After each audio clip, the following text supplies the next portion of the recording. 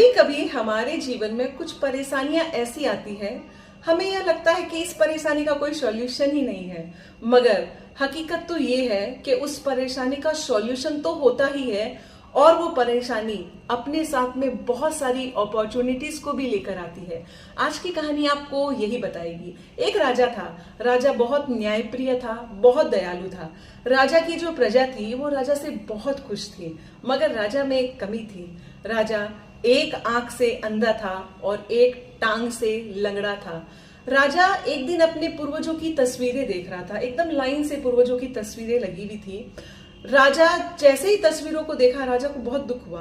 राजा को मरने का दुख नहीं था, उसको पता था मृत्यु तो निश्चित है, मगर राजा को यूं लगा कि मेरी तस्वीर कैसे बनेगी। मेरी भी एक सुंदर तस्वीर होनी चाहिए कि आने वाली पीढ़ी मुझे भी याद रखे। राजा ने सब प्रसिद्ध चित्रकारों को अपने दरबार में बुलाया और कहा, मेरी एक तस्वीर बनाओ। तस्वीर में सच्चाई होनी चाहिए, झूठ नहीं होना चाहिए।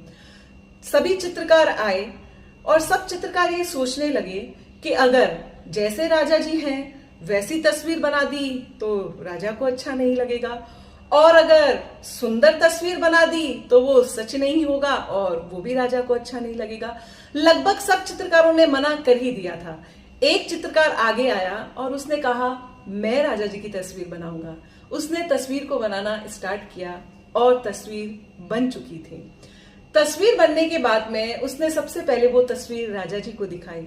राजा जी ने जब तस्वीर देखी तो राजा जी के चेहरे पे एक बहुत अच्छी सी मुस्कान थी, एक सुकून भरी मुस्कान थी। और जब वो तस्वीर सब लोगों ने देखी तो सबको इतना आश्चर्य हुआ कि इतनी सुंदर तस्वीर इसने बना कैसे दी। अब तस्वीर में था क्या, उसने राजा जी को घोड़े पे बिठाया था। राजा जी शिकार के लिए गए हुए थे। राजा जी के हाथ में धनुष और बाण था।